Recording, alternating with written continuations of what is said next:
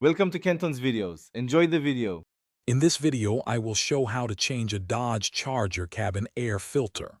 First, open your glove box on the passenger side. You'll need to disconnect the small dampener string on the right.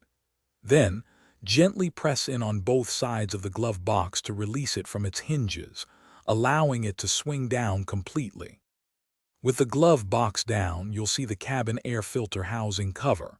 It's usually a rectangular plastic piece. There are two small clips, one on each side, that you need to unlatch. Once unclipped, pull the cover off. Now, you can carefully slide the old, dirty cabin air filter straight out. Before inserting your new filter, check for an arrow indicating airflow direction. For the Dodge Charger, this arrow should point downwards. Carefully slide the new filter into the housing, making sure it's fully seated and not bent.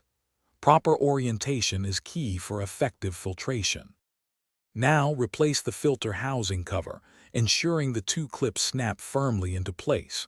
To reinstall the glove box, align the bottom hinges and push the sides inward to pop it back into position. Finally, reattach the dampener string to the right side of the glove box. You're all done. Thanks for watching. Consider subscribing if we helped you.